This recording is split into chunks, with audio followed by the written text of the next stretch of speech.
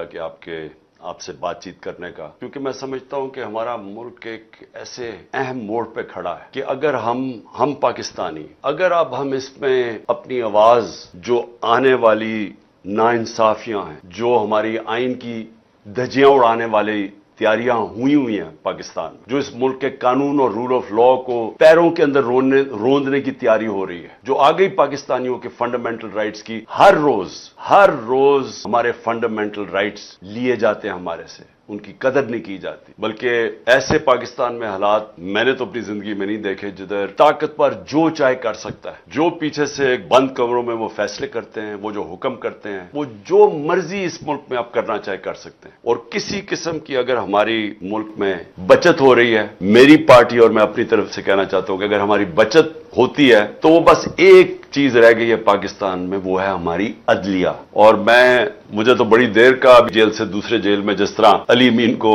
کیا ہے، تو اگر ہماری عدالتیں نہ ہوتی تو مجھے تو انہوں نے 140 یا 145 کیسز کر چکے ہیں، جس میں کرمنل کیسز ہیں، جس میں دہشت گردی کے کیسز ہیں، جس میں ایک کے اوپر میرے اوپر ایف آئی آر کاٹی گئی ہے غداری کی، پاکستان سے غداری کی، کیونکہ میں نے ڈرٹی ہیری کی توہین کر دی ہے، جس پہ میرے اوپر مذہب کی توہین کا کیس کر دیا ہے گورنمنٹ نے، کہ شہباز شریف کو کوئی لوگوں نے یا ان کو کئی آوازیں لگا دی مدینہ میں، تو اس میں میرے اوپر کیسے توہین مذہب لگ گیا؟ تو یہ ہو رہا ہے آج، میرے گھر کے اوپر حملے ہوئے ہیں، 24 گھنٹے میرے گھر کے اوپر حملہ کیا گیا، یعنی کوئی اس کی مثال ہی نہیں ہے کسی جمہوریت کے اندر جو ہوا ہے میرے ساتھ، اور پھر گولیاں قتل کرنے کا کیس۔ لیکن میرا چھوڑیں، مجھے تو 2 دفعہ قتل کرنے کے کیس تھا، ایک دفعہ وزیر آباد اور ایک دفعہ جوڈیشل کمپلیکس اسلام آباد، لیکن میں بات کر رہا ہوں جو میرے لوگوں سے ہو رہا ہے۔ تو یہاں تو صرف ہم ایک ہی طرف دیکھ رہے ہیں، عدلیہ کی طرف، اور ہم وہ لوگ ہیں جو ملک چھوڑ کے نہیں جانے والے۔ جو پہلے کیا ہوتا تھا کہ جیسی اپوزیشن میں آتا تھا، جب کیس شروع ہوتے تھے تو ایک دم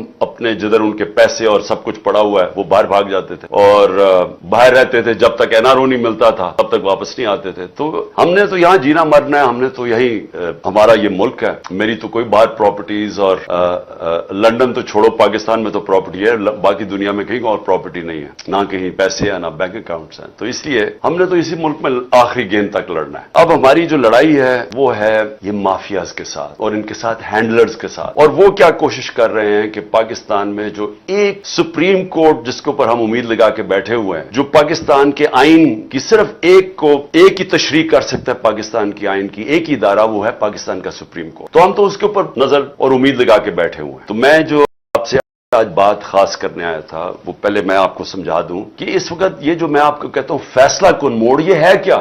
یہ کون سا فیصلہ کن موڑ ہے؟ دیکھیں، ہماری حکومت گرائی، بند کمرے میں ایک گھوڑے سوار نے فیصلہ کیا، گھوڑے کے اوپر سوار بیٹھا ہوا تھا، فیصلہ کیا کہ عمران خان بڑا خطرناک ہے اور وہ شہباز شریف بہت بڑا جینیس ہے، اور اس کے ساتھ پھر اسحاق ڈار دوسرا جینیس ہے، تو اس کو ہٹا کے ان کو لے کے آؤ۔ تو چلتی ہوئی اکانومی کو، جو خود پاکستان کی اکنامک سروے جو اس حکومت نے پچھلی مئی کے اندر شائع کی، اس کے اندر آپ دیکھ لیں تو 17 سال میں پاکستان کی بہترین معاشی پرفارمنس تھی۔ کورونا کے 2 سال، اتنی بڑی وبا، دنیا کا کرائسس، دنیا نے مانا کہ پاکستان ان 3 ملکوں میں سے تھا جس نے سب سے بہترین طریقے سے اتنے بڑے کرائسس کو ہینڈل کیا، یہ دنیا نے مانا ہے۔ World economic forum, world health organization, آپ امریکہ کا جو پچھلا فائنانس سیکٹری تھا جو ٹرمپ کے زمانے میں، اس نے کہا، یا اس سے ٹرمپ سے پہلے پریزیڈنٹ کے زمانے، اس نے کہا کہ اگر امریکہ پاکستان کی طریقہ پہ چل پڑتا جس طرح پاکستان نے اس وبا کا مقابلہ کیا تو پتہ نہیں کتنا 10,000 ارب ڈالر کا امریکہ کا بچ جانا تھا۔ سو ہم اپنی بات نہیں کر رہے، دنیا نے اکنالج کیا، ہمارا جو احساس پروگرام دنیا نے اکنالج کیا کہ جس طرح ہم نے اپنے لوگوں کو بچایا، جو کیونکہ کورونا کے لاک ڈاؤن سے نچلا طبقہ پس گیا، غربت ساری دنیا میں بڑھ گئی، تو پاکستان کی مثال دی جاتی تھی جس طرح ہم نے احساس پروگرام سے اور اپنے پھر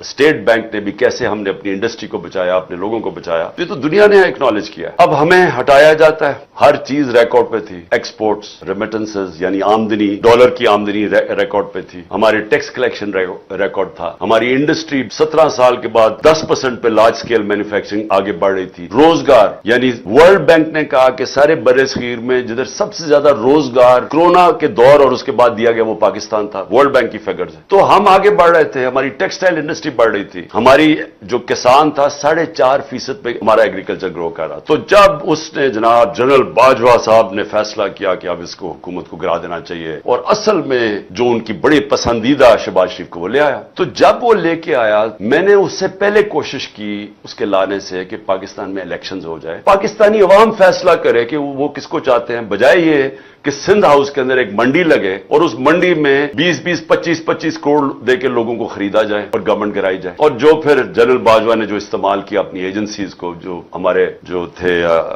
ایلائز MQM اور باپ پارٹی, ان کو ہمارے سے علیحدہ کیا گیا. وہ تو سب ساروں کو پتہ اس چیز کا. لیکن ہوا کیا پاکستان میں اس لیے کہہ رہا ہوں کہ میں نے تب تجویز کی کہ الیکشنز کروائے جائیں. یہی سپریم کورٹ کے ججز کو, جن کو برا بھلا یہ نون لیگ کہہ رہی ہے اور ان کی نیچے گر کے ان کے خاندانوں کے اوپر جو گند اچھال رہی ہے, اسی سپریم کورٹ نے تب سو موٹو ایکشن لے کے ہماری گورنمنٹس انہوں نے بحال نہیں, الیکشنز انہوں نے مسترد کر دیے اور انہوں نے ان کو شہباز شریف کو بحال کروا دیا. مجھے تکلیف ہوئی, 12 بجے عدالتیں کھلنے کی مجھے تکلیف ہوئی, بہت ہوئی. لیکن ایک دفعہ بتائیں کہ میں نے سپریم کورٹ ججز کی کسی کی تنقید کی, ہم نے قبول کر لیا فیصلہ. لیکن یہ دیکھ لیں کہ اس کے بعد ہوا کیا پاکستان سے. اب 1 سال ہو گیا, اب سب کے پاس اب 1 سال کا ریکارڈ آ گیا. میں تب بھی کہتا گیا, بار بار میں کہتا گیا کہ دیکھیں یہ لوگ نہیں سنبھال سکیں گے, کیونکہ میں ان کو 40 سال سے جانتا ہوں. میں نے دیکھا ہے ان کو, پاکستان کو. پہلے ہمارے ساتھ ہمارے ہندوستان آگے نکلا 90 کی دہائی میں, بنگلہ دیش آگے نکل گیا پاکستان سے. یہ کوئی تصور نہیں کر سکتا تھا, ہماری طرح کے لوگ جنہوں نے پاکستان,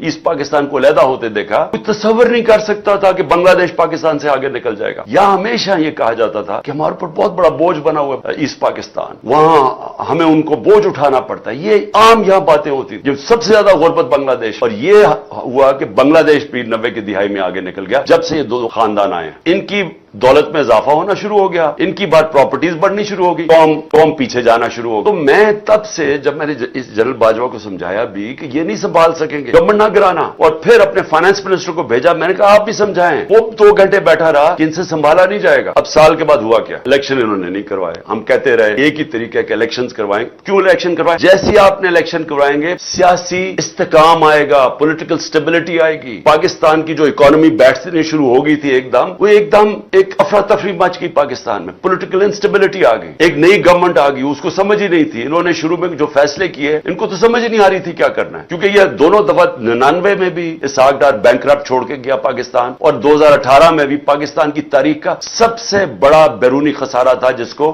کرنٹ اکاؤنٹ ڈیفیسٹ کہتے ہیں, تاریخی تھا. تو انہوں نے اب کیسے ٹھیک کرنا تھا؟ تو جو چلتی ہوئی اکانومی تھی 6% پہ گرو کر رہی تھی, جو سارے ٹارگٹس ہم آگے نکل گئے تھے اپنے ٹارگٹ سے, اور وہ اکنامک سروے میں لکھا ہوا ہے, اس اکانومی کو انہوں نے ان کے ہاتھ میں ڈال کے تو وہ نیچے جانا شروع ہو گئی. میں بار بار کہتا رہا کہ ابھی بھی الیکشن کروا لو, کیونکہ الیکشن سے اس ملک کے اندر پولیٹیکل سٹیبلٹی آئے گی اور پھر اکانومی ٹھیک ہوگی. میرے اوپر ہر قسم کے الزامات لگائے گئے. ایک میں نے انٹرویو دیا, میں نے کہا ہم ڈیفالٹ کرنے چلے جائیں گے اگر ابھی نہ انہوں نے کچھ کیا. انہوں نے کہا اس کے اوپر غداری کا پرچہ کرو. تو غداری کے خیر تو پرچے ہو چکے ہیں میرے اوپر. ایک توہین ڈرٹی ہیری کی وجہ سے میرے اوپر غداری کا پرچہ ہو گیا کہ میں نے پاکستان سے غداری کر لی. تو ہوا کیا, ہم الیکشنز کرتے رہے. انہوں نے آخر میں کہا کہ جی اگر آپ کو الیکشنز چاہیے تو آپ اپنی گورنمنٹس کرا دیں, اپنی گورنمنٹس ڈیزالو کر. میں یہ چاہتا ہوں آپ ذرا یہ منافقت دیکھیں جو ہوئی ہے میرے سے اور پاکستان سے. آئین کے اندر بڑا واضح تھا کہ جب بھی اسمبلی ڈیزالو کی جاتی ہے تو 90 دن کے اندر الیکشن ہونا ہے. یہ میں آپ کو واضح کر دوں, کوئی پاکستان کا قانون دان, لائر, جج سب اس چیز پہ متفق ہیں کہ جیسی اسمبلی آپ کی ڈیزالو ہوتی ہے 90 دن میں الیکشن ہونا. ایک پاکستان کے وکیل نے اس کے خلاف ابھی تک بات نہیں کی. ایک کسی سپریم کورٹ کے جج 15 کے 15 جج کسی نے یہ نہیں کہا کہ 90 دن سے آگے الیکشن جانا چاہیے, کیونکہ آئین ہے اور یہ سب سے بڑا فنڈامنٹل رائٹ ہے. فنڈامنٹل رائٹ جو بنیادی حقوق ہوتے ہیں ان میں سے جو سب سے امپورٹنٹ ہے وہ ہے رائٹ ٹو ووٹ, کہ میں اپنی ووٹ سے اپنے ملک کے اندر فیصلہ کروں کون سی حکومت آئے گی. یہ میرا بنیادی حق ہے. سب سے باقی حقوق میں سے نمبر 1 پہ یہ. تو جب ہم نے اپنی گورنمنٹس تحلیل کی تو میں پہلے اس سے پہلے ذرا یہ ان کے کامنٹ سن لیا کہ جب میں یہ کہہ رہا تھا تو ہمیں بار بار انہوں نے طنز کیا کہ اگر الیکشن چاہتے ہیں تو آپ اپنی حکومت ڈیزالو کر دیں. جب اسمبلیز تحلیل کی تو کیا ہوا, ایک دم شور مچ گیا کہ جی یہ الیکشن تو ہوں گے ہی نہیں. سب نے مل کے شور مچا دیا الیکشن نہیں ہوں گے. انہوں نے جو الیکشن کمیشن نے جو سب سے زیادہ بددیانتداری کی, جو اس نے بے ایمانی کی, کہ اس نے دونوں جب کیئر ٹیکر گورنمنٹ ہم نے بنائی تو اس نے وہاں فضل الرحمان کے لوگ بٹھا دیے پختونخوا میں, اور پنجاب کے اندر شہباز شریف کی حکومت لے آیا. یعنی سارے ان کے آفیسر سب لوگوں کو اوپر بٹھا دیا. اور اس کے بعد وہ حکومتیں, یہ جو کیئر ٹیکر ہے اس کا کام تھا الیکشن کروانا, وہ کیئر ٹیکر الیکشن کی بات نہ کرے. ہمیں جانا پڑا سپریم کورٹ میں. سپریم کورٹ کا واحد ادارہ کا کام ہے کہ تشریح کرے آئین کی. سپریم کورٹ نے فیصلہ دے دیا 4 اپریل کو کہ جناب پنجاب کی حکومت, پنجاب میں الیکشن ہوں گے 14 مئی کو. ہم نے تیاری کرنی شروع کر دی. ہم نے جس دن تیاری کرنی, ہم نے اپنی الیکشن کیمپین اناؤنس کرنی تھی, تو انہوں نے آ کے ہمارے اوپر حملہ کر دیا. ہمارے اوپر پنجاب پولیس نے جب ضلع شاہ کو انہوں نے تشدد کر کے قتل کیا, تو ہم تو اپنی الیکشن کیمپین پہ نکلے ہوئے تھے جو کہ اناؤنس ہو چکی تھی. انہوں نے صبح کو وہ دفعہ 144 لگائے جو لگا ہی نہیں سکتے ایک دفعہ الیکشن اناؤنس ہو جائے, اور ہمارے اوپر انہوں نے حملہ کر دیا, ہمارے پہ کیسز کر دی. تو ادھر سے نیت نظر آ گئی کہ یہ تو الیکشن چاہتے ہی نہیں ہے. تو اس کے بعد یہ پھر آگے بات بڑھی. سپریم کورٹ نے, چیف جسٹس صاحب نے ہمیں کہا کہ آپ ان کے ساتھ بیٹھیں اور آپ کوشش کریں کہ یہ چاہ رہے ہیں کہ ایک ہی وقت پہ الیکشنز ہو. تو ہم نے ان کے ساتھ بیٹھے, ہم نے ان کے ساتھ بات چیت شروع کی. ہم نے کیا کہا, ذرا آپ کو سمجھ آ جائے کہ ان کے ہمارے موقف میں فرق کیا تھا. ہم نے ان کو کہا کہ اگر آپ سیریس ہیں تو 14 مئی سے پہلے آپ فیڈرل گورنمنٹ ڈیزالو کر دیں اور ہم پھر اکٹھے الیکشنز کروا دیں گے. انہوں نے آگے سے کہا نہیں جی وہ بجٹ کے بات کریں. اب پاکستانیوں ذرا یہ سمجھنے کی کوشش کریں, کیا بجٹ اس کو بنانا چاہیے جو کہ پبلک کا مینڈیٹ لے کے آئے, یعنی پبلک سے ووٹ لے کے آ کے وہ بجٹ بنائے, یا وہ حکومت بجٹ بنائے جو کہ بجٹ بنا کے اس نے ڈیزالو ہو جانا ہے؟ یہی بدنیتی تھی. ان کا الیکشن بجٹ کے بعد بھی پلان نہیں تھا. یہ صرف ٹائم بائی کر رہے تھے. یہ صرف چاہ رہے تھے کہ ہم مذاکرات کرتے رہیں اور کسی طرح جو سپریم کورٹ فیصلہ کر بیٹھی تھی 14 مئی کے الیکشن کا, یہ اسے نکلنا چاہتے تھے. تو انہوں نے ہمیں کہا کہ جی ہم پہلے بجٹ پاس کریں گے. بدیتی ادھر پتا چل گئی. ہم نے ان کو واضح کہہ دیا, ہم نے کہا کہ دیکھیں 14 مئی سے پہلے گورنمنٹ کرائیں اکٹھے الیکشن. اگر آپ نہیں کرتے تو ہم پھر اپنے جو سپریم کورٹ کہہ بیٹھے پنجاب کے الیکشن ہم اس پہ چلیں گے. مذاکرات ہوئے, بدنیت تھے, فیل ہو گئے. جو انہوں نے آرگیومنٹس دی ہیں, کوئی کسی بھی یعنی کسی دنیا کی جمہوریت میں ایسی بات چیت ہو سکتی نہیں ہے جو انہوں نے باتیں کی ہیں. عجیب انہوں نے کوئی کہ ہم الیکشن اس لیے نہیں کروا سکتے, پتہ نہیں پیسے نہیں ہیں, تو پتہ نہیں ہم بجٹ پاس کریں گے. آئی ایم ایف کا پروگرام ہے, آئی ایم ایف کا پروگرام ہے, یہ بھی سن لیں. یہ کہہ رہے ہیں کہ تب تک آئی ایم ایف سے اگریمنٹ ہو جائے گی. ہمیں 1 سال پہلے سے یہ کہہ رہے ہیں کہ جناب آئی ایم ایف سے اگریمنٹ ہونی چاہیے, اس لیے ہم الیکشن نہیں کروا رہے. یہ 20 میں 2022 کو انہوں نے ہمیں کہا تھا کہ ابھی ہم اس لیے نہیں کروانا چاہتے, ہم الیکشن نہیں کروانا چاہتے کیونکہ آئی ایم ایف سے اگریمنٹ ہو رہی ہے. کیا گارنٹی ہے کہ آئی ایم ایف سے اس سال ہی اگریمنٹ نہیں ہوگی؟ ابھی تک تو اگریمنٹ نہیں ہو رہی. تو آئی ایم ایف کی اگریمنٹ کا بہانہ دے کے ہمیں کہہ رہے ہیں جو ہمارا رائٹ ہے, یہ یاد رکھیں, اس پہ کوئی گنجائش نہیں ہے. ہمارا یہ حق ہے کہ جب ہماری اسمبلیز ڈیزالو ہوئی 90 دن میں الیکشن ہونا, یہ سے چینج نہیں ہو سکتا. بہانے مار رہے ہیں آئی ایم ایف کے, پیسے نہیں ہیں, سیکیورٹی.